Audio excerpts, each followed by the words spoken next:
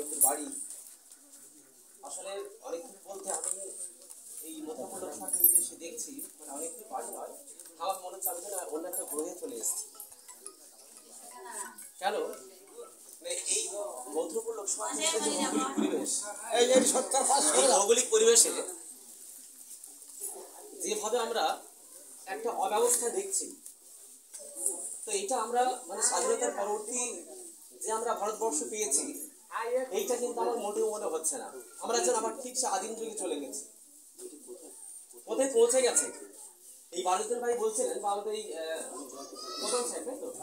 আচ্ছা, প্রধান সাহেব বলছিলেন যে ভারতবর্ষের স্বাধীনতা হওয়ার পর মানে কোনো ভাবি এমপি বা এমপি সাহেব আমাদের এই জনগণের মাঝে কখনো এসে পৌঁছায়নি।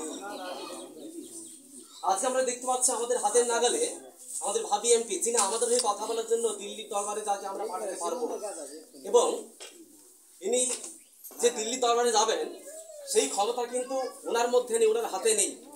সেই ক্ষমতা কাদের মধ্যে আছে? আমাদের প্রত্যেকের মধ্যে আছে, সবার মধ্যে। আমাদের এক একটা ভোট, এক একটা বিশাল ক্ষমতা, কিন্তু সেই ক্ষমতা আমরা পাচ্ছি কোথায়? কথা পেয়েছি আজকে দেখুন তো, গান অবশ্য শোনা যাচ্ছে, আমরা শুনছি।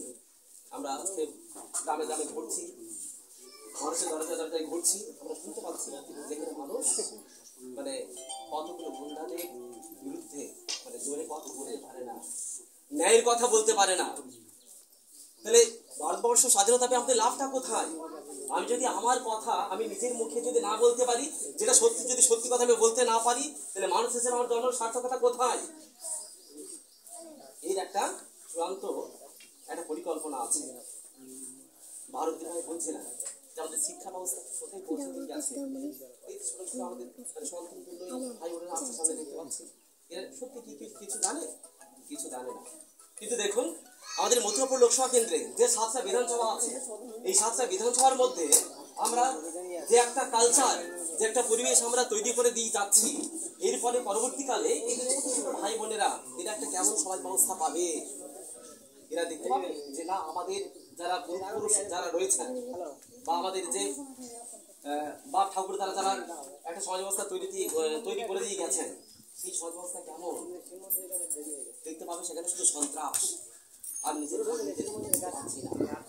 আমি সত্যি কথা বলতে পারছি না। তাহলে সন্ত্রাসের বাতাবরণ যে তৈরি করা হয়েছে, তার জন্য আমাদের প্রত্যেকের ক্ষমতা রয়েছে আমাদের মধ্যে। আমাদের যিনি ভাইজান আইএসএফের চেয়ারম্যান, সেই আইএসএফের চেয়ারম্যান যিনি ভাইজান, তিনি সেই শান্তি বার্তা নিয়ে এখন এসেছেন আমাদের একটা অনুরোধ থাকবে প্রত্যেকের কাছে। এই 2024 সালে যে লোকসভা নির্বাচন 1 জুন, সেই 1 তারিখে আমরা যেন একটু না ভুলি আমাদের এই সকলের প্রিয়, আমাদের হাতের মাঝে হাতের কাছে আমাদের সকলের কাছে পেয়েছি আমাদের প্রিয় প্রার্থী অজয় কুমার দাস মহাশয়কে।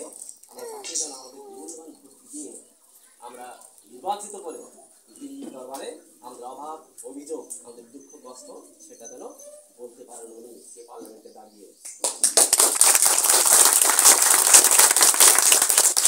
তবেই বুঝবো আমাদের এক একটা ভোট কত মূল্যবান ছিল। আমরা ইতিপূর্বে দেখেছি বিগত যে নির্বাচনগুলো হয়েছিল সবাই, সেখানে যারা প্রার্থী হয়েছেন তারা জিতেছেন, কখনো কি তাদের চোখে দেখেছেন? না, কখনো দেখেছেন? আপনাদের অভাব অভিযোগ কখনো দিল্লি দরবার থেকে বলা হচ্ছে, গোটা ভারতবাসীকে শোনানো হচ্ছে যে মথুরাপুর লোকসভা কেন্দ্রে যে বিগত 14-19 নির্বাচনগুলোতে যে প্রতিশ্রুতি দিয়েছিল, সেই প্রতিশ্রুতিগুলো কি কখনো ওই পার্লামেন্টে দাঁড়িয়ে কেউ কি বলেছে যে মথুরাপুর লোকসভা কেন্দ্রে এই 7টা বিধানসভায় এই মানুষগুলো আছে, এদের অভিযোগ কখনো কি শুনেছেন? সেই লোকসভায়, সেই পার্লামেন্টে সেখানে ভিডিও রেকর্ডিং হয়, যখন সে অধিবেশন চলে, সেগুলো একদম মিডিয়ার মাধ্যমে জনগণের কাছে পৌঁছে যায়। দেখেছেন আমাদের এমপি তিনি আপনাদের হয়ে ওখানে কথা বলছেন, আমি প্রতিশ্রুতি দিচ্ছি আমার এই বন্ধু, আমরা একই কলেজে পড়াই, অজয় কুমার দাস মহাশয়, আমার ওনাকে মনে হয়েছে যে উনি সত্যি একজন সত্যিকারের মানুষ, তিনি মানুষের হয়ে কথা বলবেন। আর সেটার জন্য একটাই দায়িত্ব, আমরা যেন মূল্যবান ভোটটা দিয়ে তাকে নির্বাচিত করে আমরা দিল্লির দরবারে পৌঁছে দিতে পারি। আমরা বলবো আমাদের ভাইজান জিন্দাবাদ, আইএসএফ জিন্দাবাদ, আমাদের সকলের প্রিয় প্রার্থী অজয় কুমার দাস মহাশয় জিন্দাবাদ।